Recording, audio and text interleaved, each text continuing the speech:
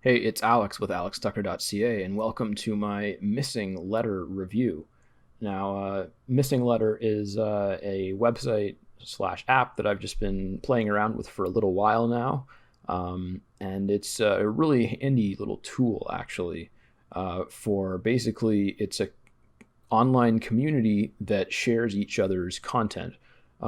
So you can come on here and you can browse other people's content and then share it, and you get points for doing that, and you can spend those points sharing your own content, and you also get a certain number of points that you can use to spend your content, to share your content, depending on the plan that you're on. So I think I get 20 points per month. Yeah, or no, they call them credits. So I have 20 credits per month, which means I can make 20 posts per month. And that's fine by me because that's probably about the number of pieces of content that I publish a month between YouTube and my blog. Yeah, so here there's some instructions. These are posts that you can check out and then share.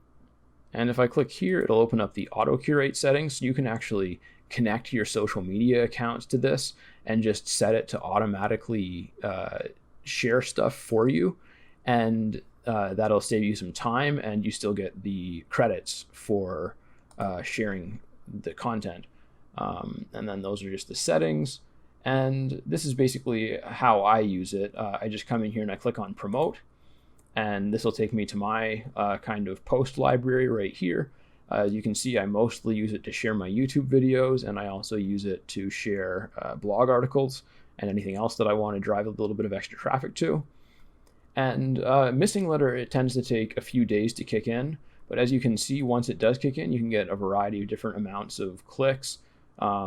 This is the first one that I shared, I think, and 6 people scheduled it, 3 of them actually shared it, and from that I got apparently 14 clicks. I don't think I actually got that many views to the video, but I did get some, and even a few views can make a big difference on YouTube. So that's a pretty good use for that. And you can see this is just kind of what it looks like. And then I've got another page worth of videos that I shared. And you can see it really makes a difference, the description and the headline and the thumbnail that you use. If you look at here, I have some that have very uninteresting headlines and very uninteresting thumbnails. And this one didn't get any shares at all. And this one got scheduled a few times, but it didn't get shared at all, so it didn't get clicked at all. Whereas this one has a more interesting title and a more interesting headline, probably a more interesting description, and it got scheduled 38 times, shared 4 times, and clicked 13 times. Obviously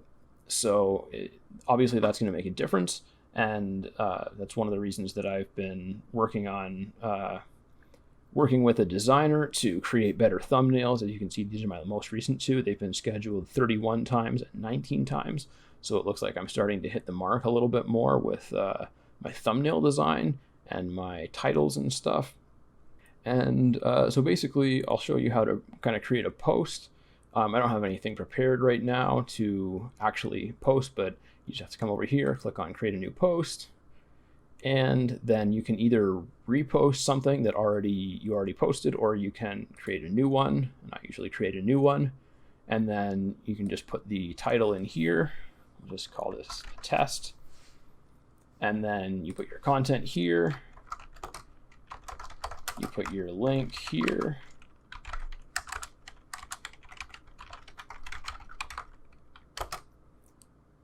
There you go. That's funny because that's not what my website looks like anymore. Hasn't looked like that in a while. But that's my, I guess that's still my OG image. But so it pulled that image automatically, so that's my OG image, I guess. I need to change that. But you can also use a custom image. So let's just say I wanted to use this one. This was from a Facebook post that I made recently, but maybe I wanted to share a video that has the same title or something. And then I would just come over here, and you get to define your audience settings, so you can choose different categories that apply and add some tags that apply, and then select languages that you want to share it in. And then you just come down here and click on publish.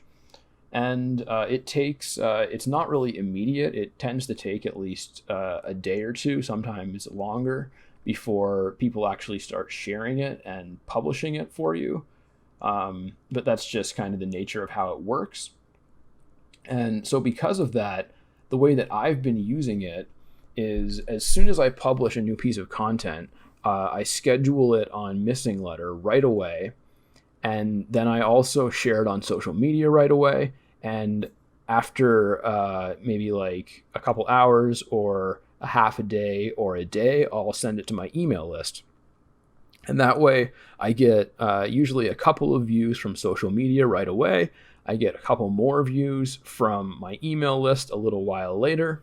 And then in a day or two or three, I get some more views from MissingLettr. And that whole time, I'm usually getting views from search engine optimization as well, because that's my main traffic source. And just to show you that this actually works, I'll come over here and look at my YouTube analytics. So I'm in my YouTube analytics. As you can see, I'm in the reach column, or the reach tab, I guess. And I'm just going to come down to traffic source types and click on see more. And so as you can see, suggested videos and YouTube search are my two biggest sources of traffic. And then after that, it's external. So I'll click on external. And so my top two sources of traffic in external are Google search and Facebook. This one is kind of a throwaway. It could be a variety of different things according to this. It says YouTube, but it's just unknown sources basically. Then we have my website, and then we have MissingLettr. Now MissingLettr, it says it only has gotten me 8 views in the past 28 days, so that's not a lot. It's only 1.7% of my views, but it's not nothing. And I think that probably some of these are from MissingLettr as well, and potentially even some of these Facebook ones are from MissingLettr, because people share MissingLettr posts on Facebook, and it does change the link to a MissingLettr redirect, so that's why it usually comes from there. But I think it's quite possible that sometimes when it gets shared from Facebook or clicked from Facebook, it is tracking as a Facebook share rather than as a MissingLettr share. But even if it's not, that's still decent. It's still more than Canny.io. It's still more than WhatsApp. It's still more than DuckDuckGo. It's still more than Bing.